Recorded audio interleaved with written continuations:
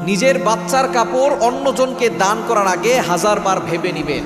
আপনি তো ভালো মনে করে মানুষের উপকার হবে এটা চিন্তা করে আপনার সন্তানের কাপড়, যেটা আপনার সন্তানকে পরিয়েছিলেন, এটা কয়েকবার পরানোর পরে যখন কাপড়টা দেখা যাচ্ছে এমন একটা পর্যায়ে চলে গেছে, অথবা আপনার সন্তান বড় হয়ে গেছে, কাপড়টা আর পরতে পারছে না, আপনি সেটা অন্যজনকে দান করছেন, অন্যজনকে দিয়ে দিচ্ছেন উপকার হবে বলে, কিন্তু এটার দ্বারা কিন্তু আপনার ভয়ঙ্কর ক্ষতি হতে পারে। বর্তমানে আমাদের এই দেশে মানুষকে উপকার করা বড় ধরনের রিস্ক হয়ে দাঁড়িয়েছে।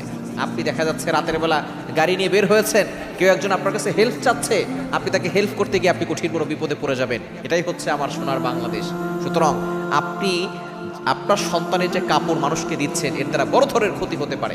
কিছুদিন আগে এক ছোট বাচ্চা অসুস্থতা সারে না, বারবার শুধু অসুস্থতা হয়, কোনো রোগ ধরা পড়ে না, শুধু কান্নাকাটি করে।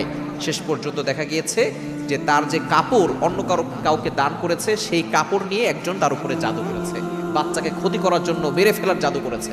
ক্যানিবাজিদের আপনি কল্পনা করতে পারছেন কোথায় গিয়ে দাঁড়িয়েছে আমাদের এই সমাজ? আপনি উপকার করার জন্য আপনার সন্তানের কাপড়টা, যেটা আপনার সন্তানের গায়ে লাগছে না, নতুন কাপড় আপনি একজনকে দিয়ে দিচ্ছেন, সে ওই কাপড়টা দিয়ে আপনার সন্তানকে মেরে ফেলার জন্য জাদু করতে পারে। এজন্য অবশ্যই আমাদেরকে সতর্ক থাকতে হবে এবং বাচ্চাদেরকে ভালো রাখার জন্য 5 ওয়াক্ত নামাজ মাস্ট বি পড়বেন। নামাজের পরে আয়াতুল কুরসি এবং 4 কুল এগুলো পরে আপনার সন্তানকে ফু দিয়ে দিবেন। আপনার সন্তান ভালো থাকবে, দুনিয়ার কেউ আপনার সন্তানকে ক্ষতি করতে পারবে না ইনশাআল্লাহ।